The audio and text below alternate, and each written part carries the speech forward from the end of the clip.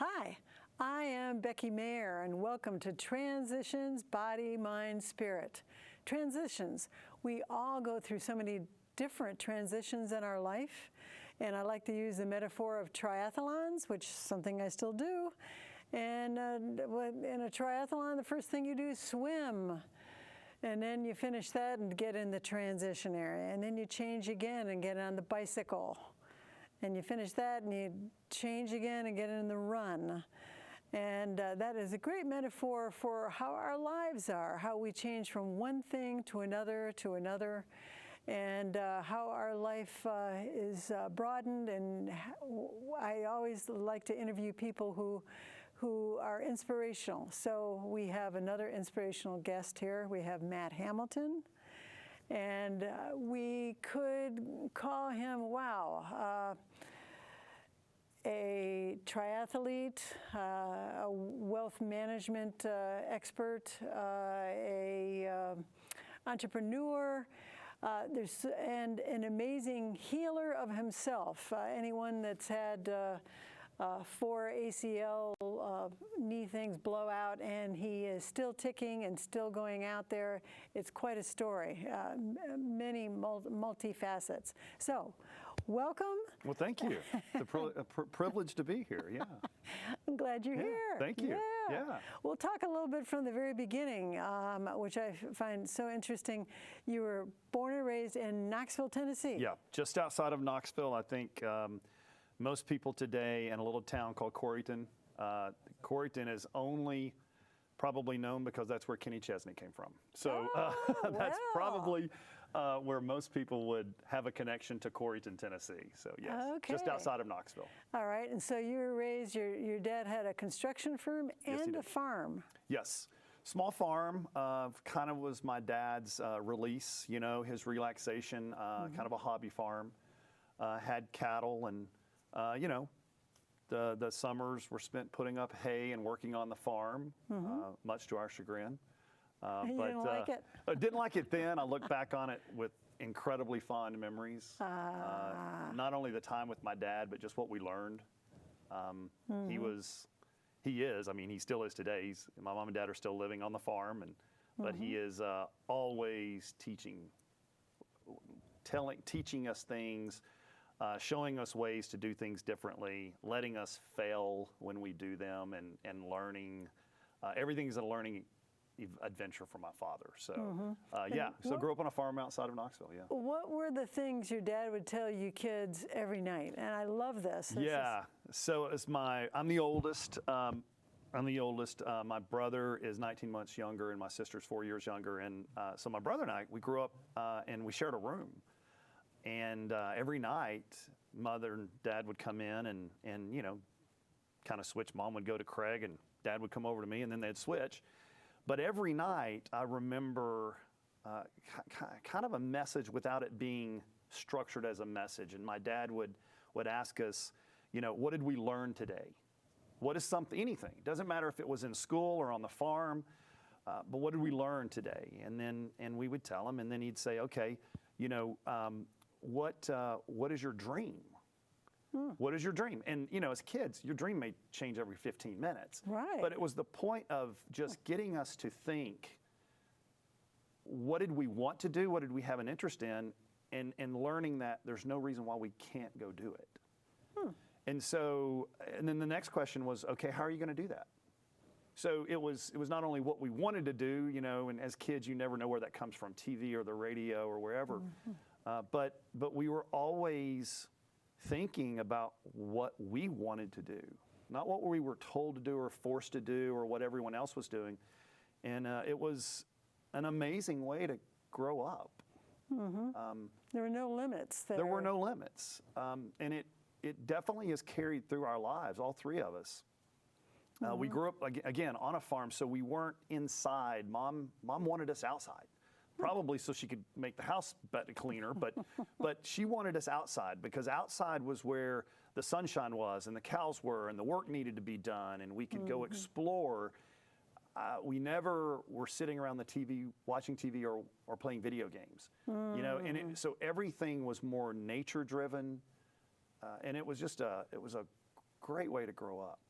Great way to grow up. Wow. Yeah. So then you were kind of programmed to go to University of Tennessee in Knoxville, right? Yeah, so I applied various places, but my mother and father, growing up, my mother and father told us the stories of where they met on campus. And, you know, that I guess that, and I grew up going to the football games with my father and my grandfather, the UT games and Neyland Stadium. And, you know, we're in the South, so college football is huge, but well, it's not been great lately for the Vols, but growing up, it was an amazing place to go see a football game. And so I think when it came time to choose a school, it's funny, we all three went to University of Tennessee for at least undergraduate. And for me personally, when it came time to graduate and I knew I was going to go to graduate school, I thought, well, it's another football season I get to go to and get student tickets. So I'm going to go to I'm going to go to UT for graduate school. So yeah, mom and dad had a history there. My brother, sister, and I were all in UT for at least a semester together, which was really neat to be able to see my sister and my brother there on campus. But it was a great experience. I look back on that really fondly. Yeah, wow. And then during college and during high school, did you play sports? I did. I actually started, you know, my high school was 420 people, 8 through 12. So it was a small school. Yeah. And so I actually started the tennis team. We never had a tennis team until I think my sophomore year, we started the tennis team. I also played golf on the team, and then I ran track and pole vaulted. So I was athletic. And pole vaulting too? Yeah, and pole vaulting. Yeah. Wow. Yeah. But I was, you know, I was always athletic as a kid. So it was natural for me to do something in high school. Going to college, I wasn't good enough an athlete to play at Tennessee for tennis or something like that. So, but I did play intramurals and stayed active. And tennis was really the thing that I found. It was quicker than golf. It was cheaper than golf. I was a college student. I didn't have money, but I could get a frame, a racket, and go play tennis. And so that's really where I got into tennis. Was mainly in college. Yeah. But I've always been very active. So that was kind of programmed, you know, Yes. it just was a natural thing. Yeah, and again, always we spent our lives outside on the farm. So we were always outside, and so we just naturally gravitated to whatever it was outside we were going to do. You know, so yeah. And you got degrees in accounting. Yeah. I got an undergraduate degree in accounting, and then my master's degree in taxation and corporate tax mainly. But I was in college. I'd interned at IBM in Research Triangle Park, North Carolina, and I did an every other semester internship. One of the greatest experiences of my life, and the exposure was unreal. But before I left, I asked my last manager, if you're counseling a student like me who wants to possibly work here one day, what would you do? And they said, change your major to accounting. And I was like, oh man, accountants. I don't want to be an accountant. And he's like, in the accounting program curriculum, you get everything in business. But if you should go to finance or marketing, you're not going to get accounting. So being a type A competitive person, I was like, okay, if the best are in accounting, I'm going to go to accounting. And that's what I did. So Was it something that you had a passion for, or you learned to, or you forced yourself to? Or? I reconciled it in my mind more like I wanted to be like my father, entrepreneurial, and he knew businesses. And therefore, accounting was going to get me there. So whatever it was going to take to get me there, that's what I was going to do, whether I liked it or not. I would find things about accounting that I loved. Okay. And so I'm really good at that, finding things that may not be the most fun things to do, but finding the good part of that so I can get through those or learn those skills. Yeah. And I knew I wasn't going to be an accountant, but I knew it was great background, great skill, and it was going to help me get to ultimately where I wanted to go. So and it played a huge role in my career path as a professional. Yeah. Actually having work experience while you're in in college, and then you got a really nice job with Deloitte and Touche. Yes. Yeah, it's the treadmill, again, competitive type A personality is that treadmill you get on. So if I'm going to go to graduate school, I want to finish top in my class or near the top. If I'm going to get a job, then I want to get one of the big six at the time, big six accounting firm jobs. That's what everybody wanted to get. And so, I worked really hard. Learning, for me, reading textbooks and having someone tell me things is not the way I learn. I learn by doing. And so learning has never come very easily to me unless I can see it and I can touch it and I can move it or manipulate it. But so I got the job at Deloitte. I think I was there, honestly, 4 days before I picked up the phone in my office and I called my father and I said, Dad, is this what life is about as an adult? Because if it is, I need to rethink what I want to do in life because this is not for me. And my dad was like, okay, son. He says, look, you've worked hard to get there. You really need to leverage this time, experience. He said, you make it as long as you can. He goes, if you were to ask me how long you should make it, he goes, I would say try to get your CPA license and try to get a promotion so you can put it on a resume and then leave if you want to leave after that. And so 2.5 years of just agony. But my father was right. It really put me on a trajectory with a skill set that not many people in my field that I ultimately ended up in would have. So it played a huge role in where I ended up. Yeah. And the next part was you went into the banking business. Yeah. Okay. Yeah. A friend of mine, a best friend from high school, Mark, called me and said, man, I know you're kind of looking. We've bought this bank in Louisiana and Mississippi, and nobody wants to go down there to figure out what we bought. And I'm like, well, why are you calling me? And he's like, well, I know you love being on planes and traveling. He goes, you might like Louisiana. And I said, do I have to move? And he's like, no, you don't have to move. And I said, well, I'll go interview. And I was thinking of more of just, I'll take a lateral move, just get me out of accounting. And I also love learning. I wanted to learn a new skill set. And banking is kind of the opposite of accounting. Accounting's after the fact. It's record keeping. But banking is on the front end. And the bankers have the money.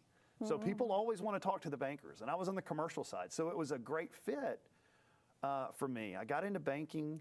I was able to bring in my financial background that most bankers did not have. And I found my niche. And people ask me, well, why was banking your niche? I think it was because mainly I'm a relationship person. I want to hear your story, and I want to form that relationship of trust. And from then, doing the job is really easy. And banking allowed me to do that. I was out of the office every day. I was traveling. I was meeting people every day. I was hearing new stories every day. And for me, that's what life is about for me. Everyone has a story that's worth listening to. My dad taught me that at an early age. I can remember so many times, Becky, being somewhere and just wanting to go home. And my dad has never met a stranger. And he would end up talking to someone, and I get in the car, and I was like, Dad, why? Why did you have to talk to that guy? And he said, son, everyone has a story that's worth listening to. And I want to try to listen to as many as I can while I'm here on earth. And I was like, as a kid, that didn't resonate. Later, as an adult, it resonates. There's not a day that goes by that I don't think about that. That's amazing. What a great training as a kid, and you just kind of absorbed it. Yeah, yes. Yeah, and it was normal life for us. And my dad always says, if I were to put you and your siblings in Neyland Stadium at night, I could pick you guys out in total darkness because you're different. We brought you up differently, and I do now. I don't mean that in a bragging way, but growing up with unlimited bounds, it just changes the way you view anything. A challenge it's a challenge, but it's not the end. It's not a permanent roadblock if you don't let it be. Right, and the attitude is so important. So you became you did the banking thing and then did wealth management for ultra wealthy people? Yeah, I ran the private bank at a local, a super regional bank that's here in Nashville, based out of Cincinnati. And again, I was able to combine my banking background with my financial planning background, my tax background, and it was a great fit. And was very honored to be able to get that position and again, hear people's stories. It's a very consistent theme, and most of my days were spent either at the kitchen table or in someone's office talking about challenges or dreams, aspirations, and so I like to feel like I played a part in making a lot of those things happen. And were you guiding them in their managing their portfolio? Yeah, the ones that would let me. Their monies. A lot of the people didn't want to hear what I had to say because it was it was going to take a lot of discipline to do the things they wanted to do. And some people embrace that, some people don't. Okay. Yeah. So in the meantime, you're doing very well in the business world, and you're playing tennis, right? Yes. You're playing really well. I'm playing at a high level. High level. A very competitive level in Nashville, and it's what I get up in the morning and think about, and it's what I go to bed at night, especially the clay season. And unfortunately, my body's just not really built for the lateral movement of tennis. And so I tore my first 2 ACLs playing tennis. And every ACL, every surgery, I did a year of rehab before I went back and would play again. And tell everybody what an ACL is. Show us. Yeah, an ACL is kind of a ligament that runs like this in your knee, and it's designed to keep your femur and your tibia from rotating. So if you were to put your foot and rotate like this, it's designed to prevent that. And it takes a lot of stress, especially lateral movement. And so tennis. Yeah. Tennis, skiing, snow skiing, those where the leverage is on your foot or your knee, everything goes to your knee. And so the ACL is what broke on me multiple times. I've had 4. 2 skiing, or 2 tennis, 1 skiing, and then and 1 playing golf, which was, I'm not going to give up golf, but Yeah. but it was a fluke accident. And so, yeah, I had to decide if I was going to let that stop me. Now, hopefully, as we get older, we get a little bit more wise. After 2 ACLs playing tennis, I did come home, grab my bag and all my frames, and I gave them to a friend, and I said, "Do not let me have them back." Okay, so that was the transition. Yes, I'm not transition. And it was a anymore. hard transition, but it was a needed transition. I did the same thing after skiing when I tore my 3rd ACL. I came back and I said, "Okay, never again. I've done it. I've enjoyed it. I've been fortunate enough to get to the top of the mountain and see what it looks like. I'm good with it, Let's do something else." So, yeah. Yeah, and then is that where triathlons came in? Yeah, so when I'd starting to play tennis here in Nashville, when I moved here, in the off season, I went to the Y and I saw everyone doing these spin classes, and I was like, well, people come out of there and they're worn out, and I'm like, well, that looks like a really good workout. So I went to the Y, and an individual named Marcus Williamson, who I know you know, he let me borrow a pair of shoes and showed me what it was all about. And I got in there and I was like, oh, this is a heck of a workout. And so I started doing that in the off season. And then during the springtime and the summer, that same group would also meet and ride outside. On a bicycle, outside. Outside. Yeah. And I was like, well, I like that idea even better. So I bought a bike and I started riding. And I thought, well, for a bigger guy compared to cyclists like Todd Nordemeyer, for a bigger guy, I'm pretty good. I've got a lot of power. I like climbing, and so I just kind of got into that. And there was one day we'd gone on probably the longest bike ride I've ever been on, like 80 or 90 miles, and we get back to the car, and I am spent. And all of a sudden, the people I'm with start putting on their running shoes and going running and talking about a transition. I was like, wait a second, I don't think I'm ready for this transition yet. I was like, what are you all doing? And they're like, well, we're doing this triathlon. And I was like, well, again, competitive type A. I was like, well, I want to know more about that. And so they taught me, they told me it was swimming, biking, running. And I was like, well, God, I can't swim. And they said, oh, no, we've got the person for you. Ashley Whitney. Yes, Yeah. who has influenced and affected so many people's lives in such a positive way. She is one of those little angels in my life. I went to her and I said, this is no joke. I could be in the shower and get panicked and anxiety from just my head, the water being on my head and in my face. And she said, and I told her that. She said, Matt, if you will just commit to this and you get in the water 3 times a week, and I mean, by say getting in the water, that doesn't mean you're swimming yet. Just get in the water. I'll get you there. And I said, okay, leap of faith. I said, okay, I'll do it. And, there was a certain moment that, we talked about, there was a certain moment where I don't know that talent took over. I think I was so mad and stubborn that I couldn't do this, that I said, by gosh, I'm going to swim that lap of the pool. And I made it 1 lap, one length of the pool. And I was exhausted and hypoxic, had no oxygen, but I was like, I did it. And after that, it just started to click, like it does for so many people. And now, to me, swimming is one of the most freedom feeling things I can do. I love it. I love the idea that I could jump out of a boat and swim to the shore, or whatever. But yeah, it's been one of those pieces of the journey that I picked up along the way that's changed my life. Wow. Yeah. And then the other thing too is that you became the entrepreneur, had your own company. Yes.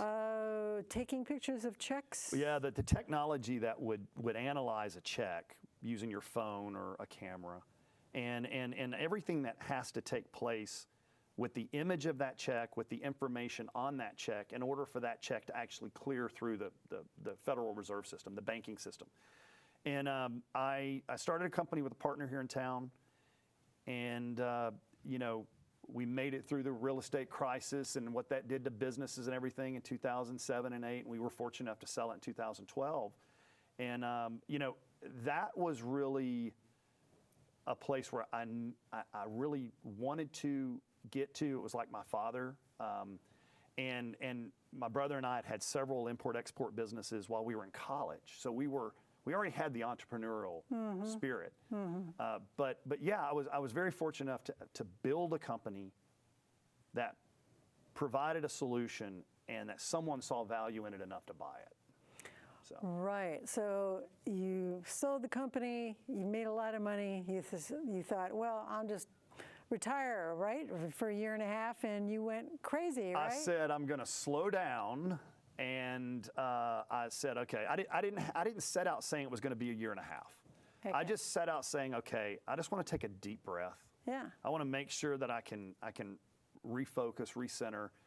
And I thought, well, I'm just going to do a lot of traveling, and I'm going to fish and pilot a plane and do all this stuff. And I did all that stuff for like 2.5, 3 months, and I realized I am bored out of my mind. And then I need something that's challenging for me. Building a business or creating an idea from idea to actually a working business, that's really what I enjoy. And so I know now I'll never retire. You always be busy. I'll always be busy. I may slow down some, but I'm not gonna be a guy that can just go play golf every day. I just can't do it. Right. And then the other thing, in addition to adventures, you get old Land Rovers and work on them yourselves. Yes. And tell us in 2 minutes about that. Yeah, there's a lot behind it, but really, again, like as an accountant, I didn't get the chance to take chemistry and physics and biology and all this stuff. And so growing up on a farm, when things broke, we fixed them. We just didn't go buy new ones.